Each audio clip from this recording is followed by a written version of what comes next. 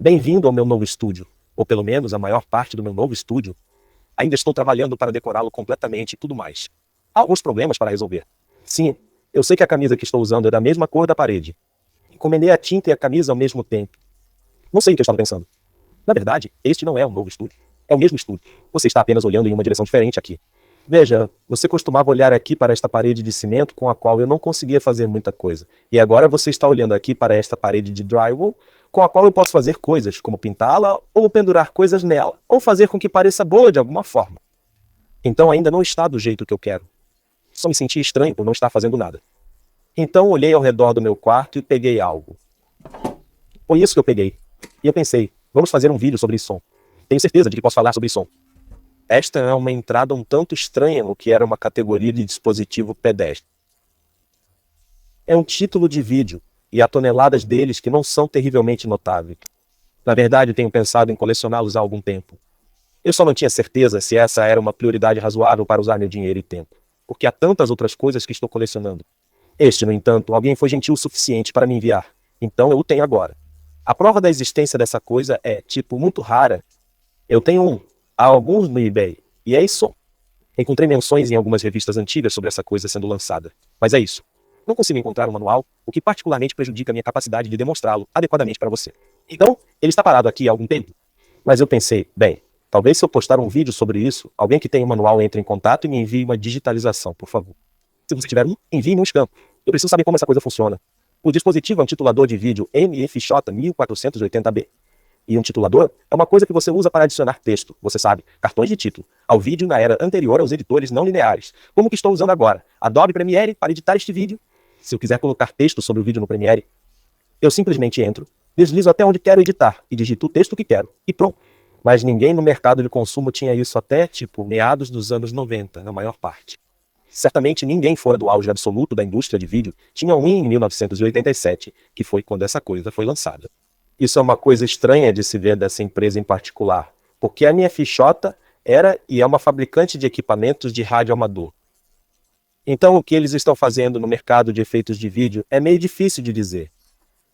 Então, para contextualizar, o que você normalmente faz com o titulador de vídeo é conectar um sinal de vídeo na entrada.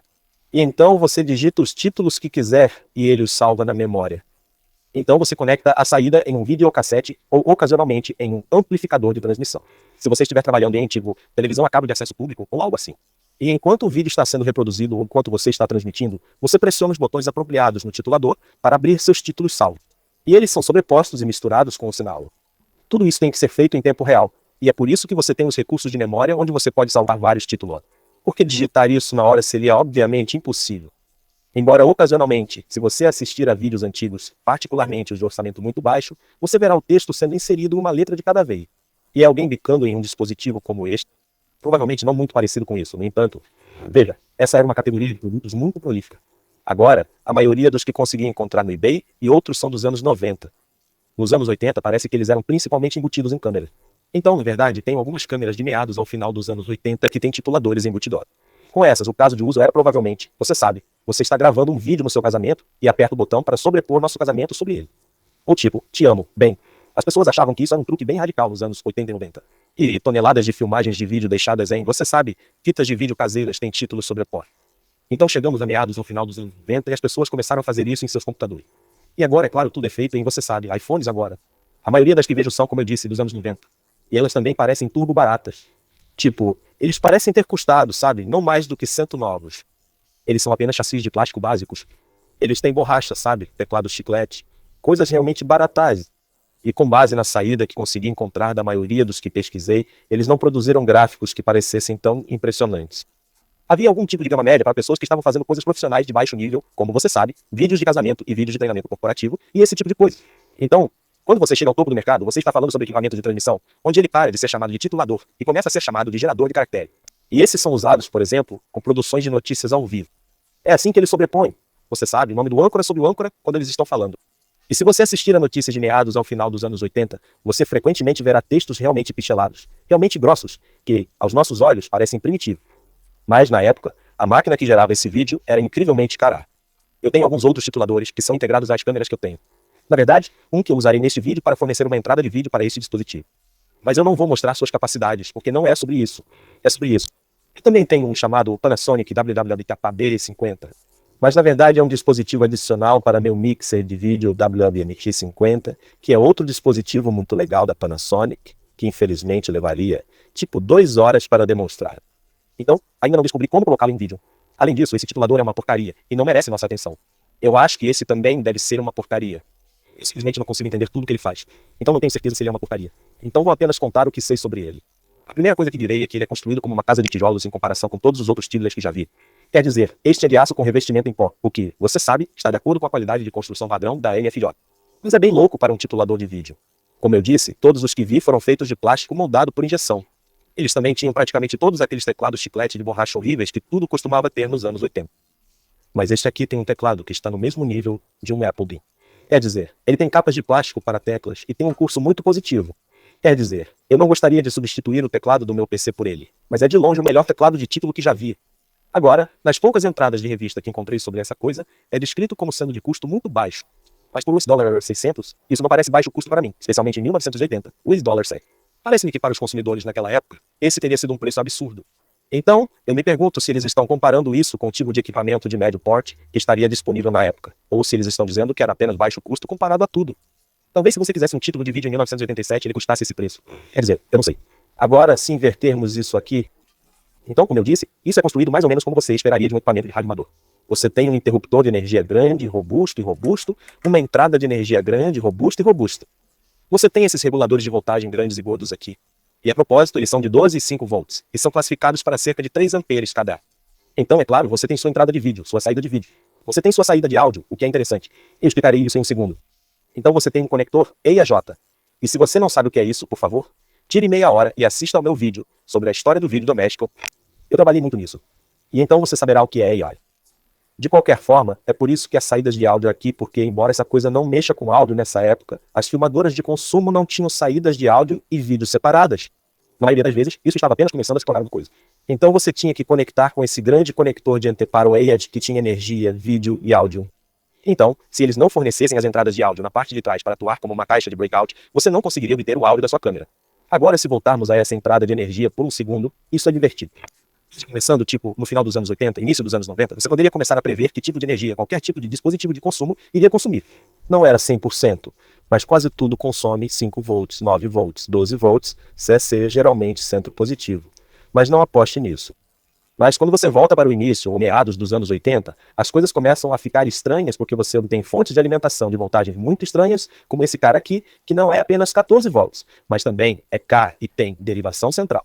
Não tenho certeza do porquê eles fizeram isso, dado que, até onde eu sei, todo o circuito aqui funciona com apenas 12 ou 5 volts CC. Não parece estar usando aqui para nada especial. Ele apenas converte em CC e então regula. Eu nem consigo entender isso. Talvez comprar uma fonte externa que fosse bem regulada, 12 volts A. Então, eles só teriam que fazer a regulação descendente de 5 volts eles mesmos. Pode ter sido meio desafiador em 1987. Talvez fosse meio caro, talvez pela quantidade de corrente que eles precisavam. Mas por que a derivação central? É isso que eu não entendo. Quer dizer, eu não sou nenhum mas tentei fazer engenharia reversa nessa coisa e não consigo descobrir para que serve essa derivação central. Pode ter sido mais conveniente para eles, mas com certeza é um problema para mim ou qualquer outra pessoa colecionando coisas assim. Por que quem hoje em dia tem um transformador de derivação central de 14 volts, especialmente de qualquer corrente significativa, apenas jogado por aí? Naturalmente, eu tive que ir e comprar um porque não havia outra maneira de fazer essa coisa funcionar. E quer dizer, não tenho certeza se foi a maneira certa de gastar meu dinheiro, mas o que está feito, está feito. A propósito, acho que gastei uns $20 nisso. Agora não tenho um plug certo para isso. É preciso um pouco de Molex, e não quero ir buscar longe. Então vou fazer isso pela metade. Então, deixe-me pegar alguns clipes de jacaré. Agora, vou fazer isso de uma forma bastante insegura. Você deveria fazer um trabalho melhor. Mas então, quero dizer, eu deveria ter feito um trabalho melhor depois de observar as pessoas que observei. E não fiz. Por exemplo, não basta conectar a porca de fio a um cabo QA do qual você cortou o plug. Além disso, você provavelmente deve usar algo diferente de clipes de jacaré para conectar isso. Mas não vou fazer isso. Vou pegar a torneira central aqui. Eu sei que é a torneira central porque é o único fio que parece diferente dos outros. A polaridade dos outros dois não é importante. Ok, então coloque o preto neste fio e em seguida colocaremos a torneira central no centro. Já fixei isso antes, a propósito. Nunca presuma sobre essas coisas. Poderia ter o centro batido à esquerda ou à direita sem motivo. Já vi coisas mais estranhas. Ok. Vou prender isso ao pino restante. Nunca tive clipes jacaré em curto ao fazer um truque como esse, mas ainda é uma péssima ideia. Ah, então temos o problema.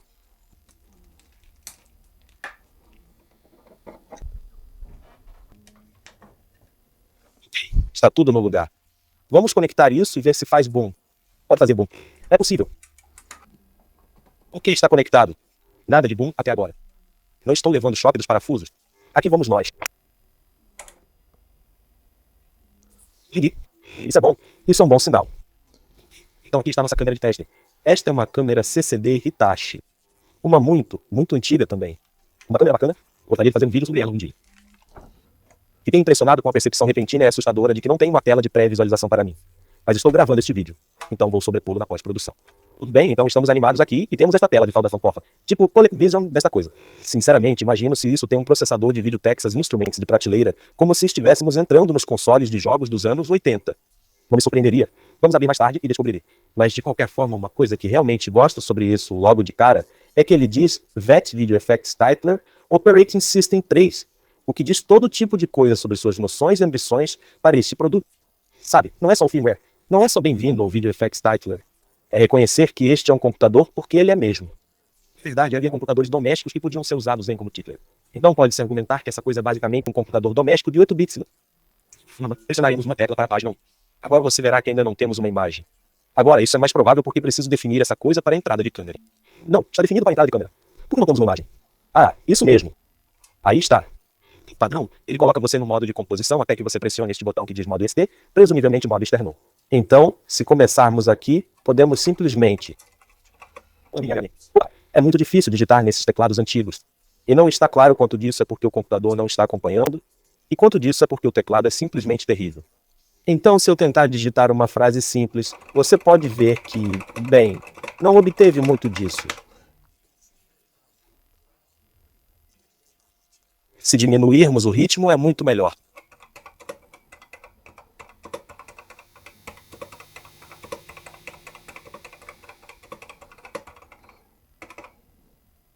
Então eu cometo um erro muito pequeno e de repente me deparo com a percepção de que não sei como voltar atrás.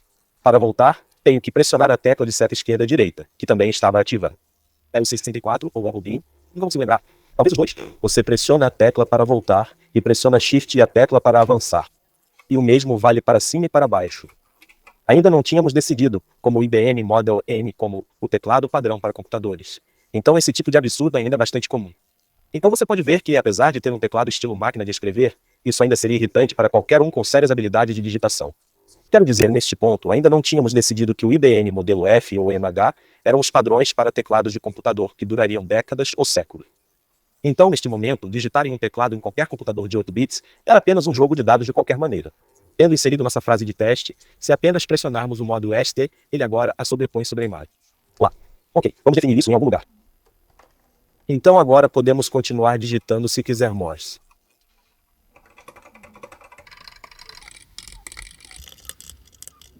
Uau, levei cerca de 10 tentativas para digitar essa mensagem simples. De forma, se pressionarmos o botão de cor aqui, podemos mudar a cor da linha em que estamos no momento. E ele apenas avança. Não acho que você possa voltar. Não, ele apenas avança por todas as cores disponíveis. Você pode ver que nenhuma delas é muito distinta. Elas não se destacam muito bem no vídeo. E essa coisa poderia ter incluído um recurso de sombra de texto ou algo para melhorar isso. Alguns tituladores fizeram, mas este não. Então mude a cor de toda essa tela. Temos que avançar aqui e alternar cada um de cada vez. Então, se você pressionar o botão de página aqui, ele simplesmente avança e percorre as páginas na memória. 1, 2, 3, 1414, 1530 páginas. 30 páginas de memória. Então, eu acredito que o que você faz é programar todos os seus cartões de título na ordem que você espera usá-lo. E então, enquanto sua produção está rolando, você pressiona a página toda vez que quiser ir para a próxima página. E então, se você quiser ocultar essa transição para que você possa ir para outra página, e então trazê-la quando estiver pronto, você apenas pressiona o botão em branco. E agora toda a sua atividade está oculta até que você pressione o botão novamente. Agora, um equipamento de produção de vídeo melhor desse tipo teria duas saídas separadas. Uma que sempre estaria emitindo mesmo quando o apagamento estivesse habilitado.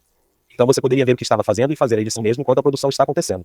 E então outro, que é a saída de produção real. E esse será alimentado para seu equipamento de transmissão, seu gravador, ou o que for. Na verdade, não tenho certeza do porquê eles não poderiam ter feito isso com som. Parece que não seria muito caro, mas eles não fizeram.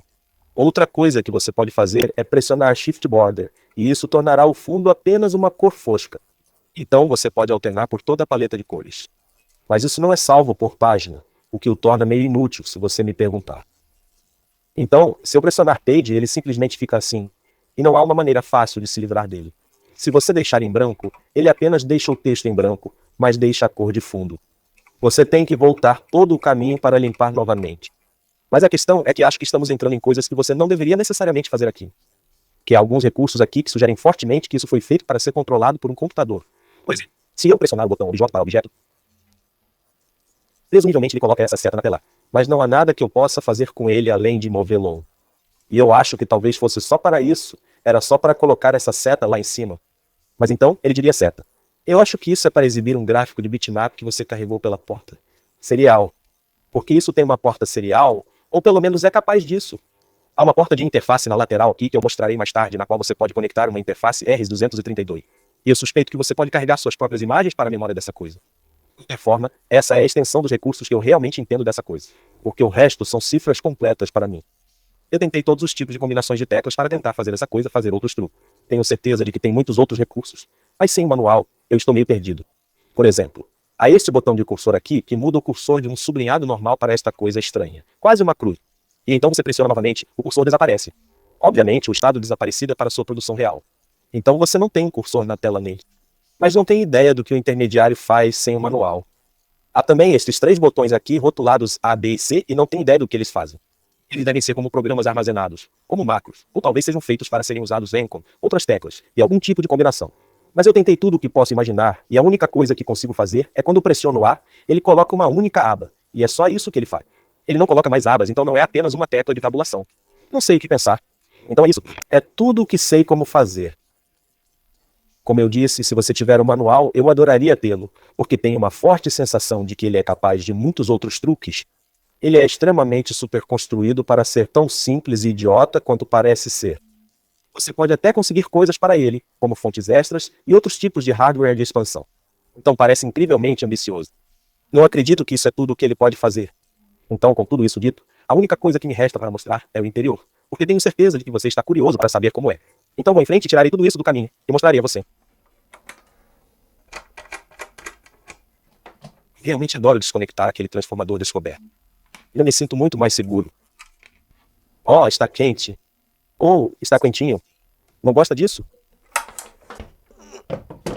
Tudo bem, vamos abrir esse cara.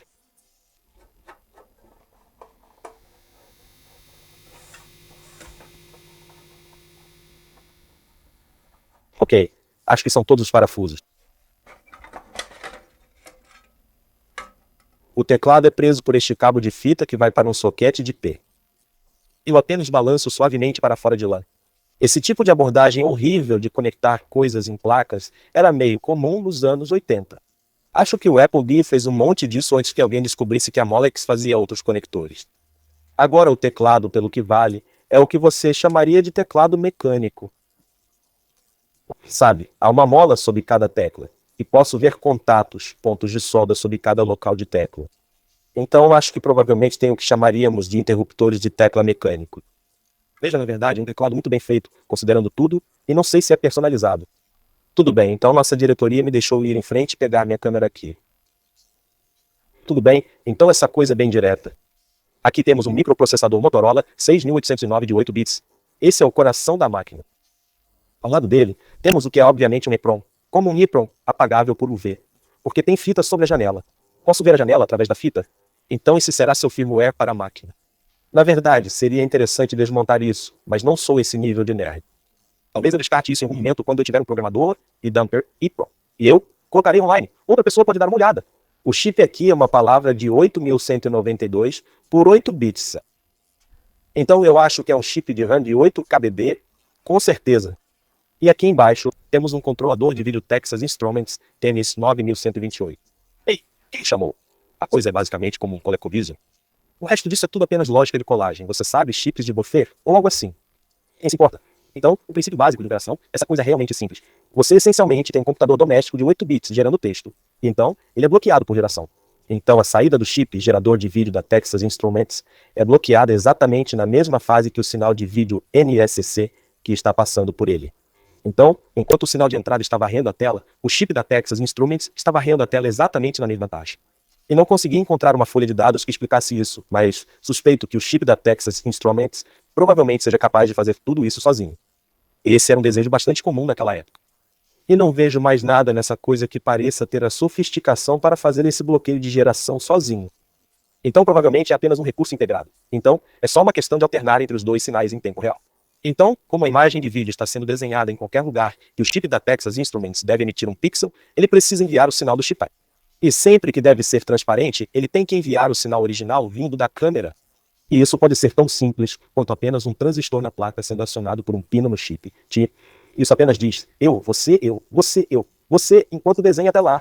Então, há muito pouco nessa coisa além de, como eu disse, apenas um computador de 8 bits com algum software nele que é orientado para esse propósito. Essa coisa poderia jogar.